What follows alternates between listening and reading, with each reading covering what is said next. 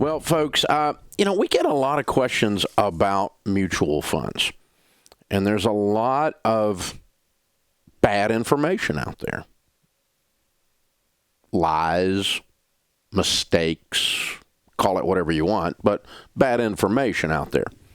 For instance, have you heard the line that you might as well buy an S&P index fund because none of the growth stock mutual funds outperform the S&P, or a very, very small percentage? I've heard one writer said 96% of the growth stock mutual funds do not outperform the S&P.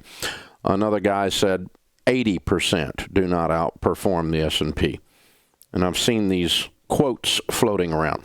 So there's this whole thing called passive investing, meaning there's no sense in trying to outperform the S&P 500 because it can't be done. If you don't know what the S&P 500 is, there's a company called Standard & Poor, S&P, that does ratings on things around the stock market, and they rate the top 500 stocks, the largest 500 companies on the New York Stock Exchange, which is the largest companies publicly traded.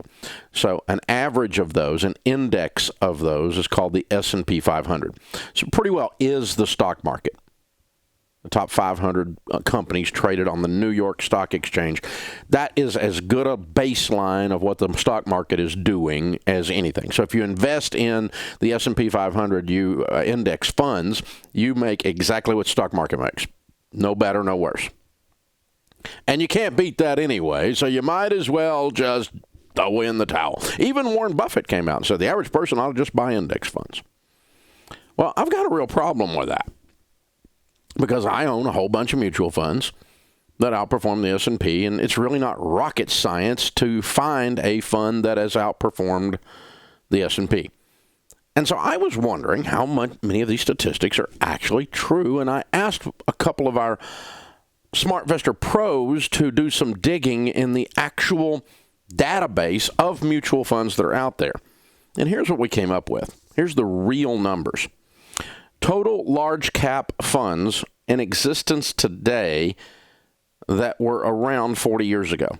So over the last 40 years, there's 84 funds today open that are large cap funds that have been around 40 years. How many of those outperformed the S&P? 30. A little over a third, about 35%.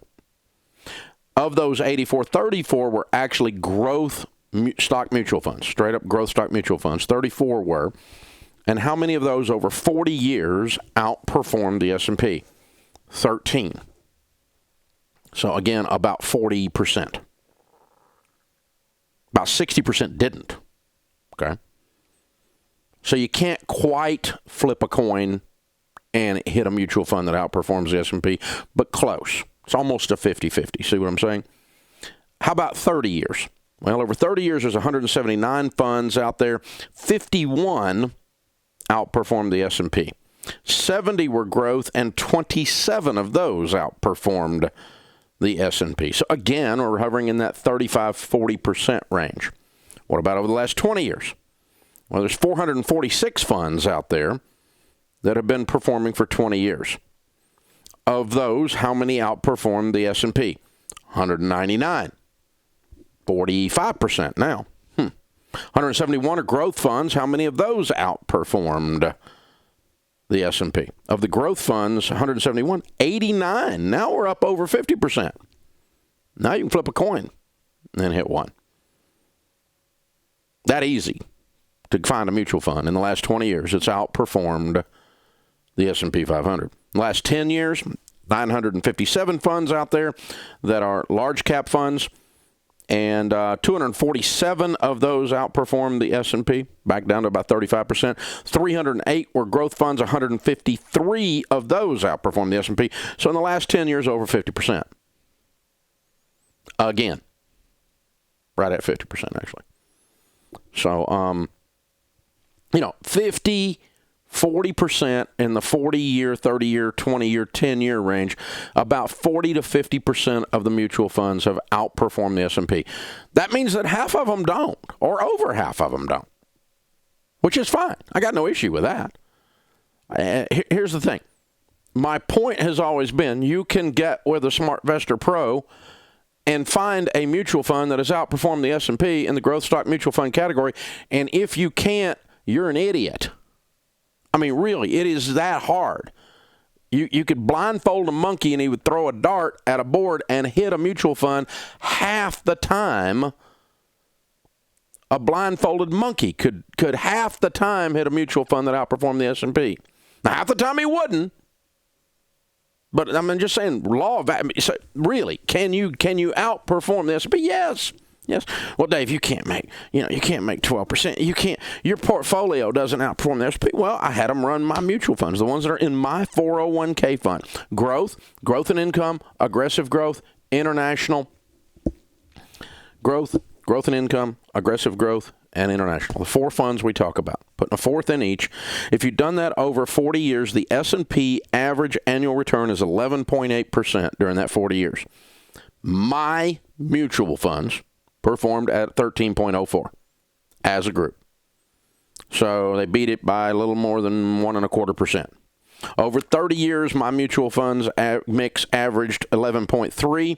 The S&P averaged 10.89. So I beat it about a half a point there. 20-year mix, I made 8.53 in the last 20 years, average. And the S&P made 7.12.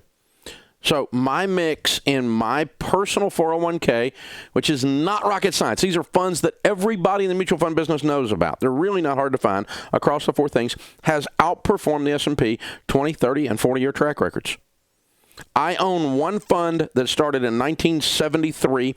It has averaged 13.43%. During that 44 years, it has had 7 times it was down. It has had 37 times it was up. I own another one that is 83 years old. 1934. Average annual return, 12.07%. Number of down years during the 83 years, 15 times it's been down. The rest of the time it's been up. 70-something times or 60-something times it's been up. So, there's no reason you can't be a millionaire. Get online and talk to one of these SmartVestor Pros and quit reading this crap on the internet and some of these stupid butt books these people are putting out. This is the Dave Ramsey Show.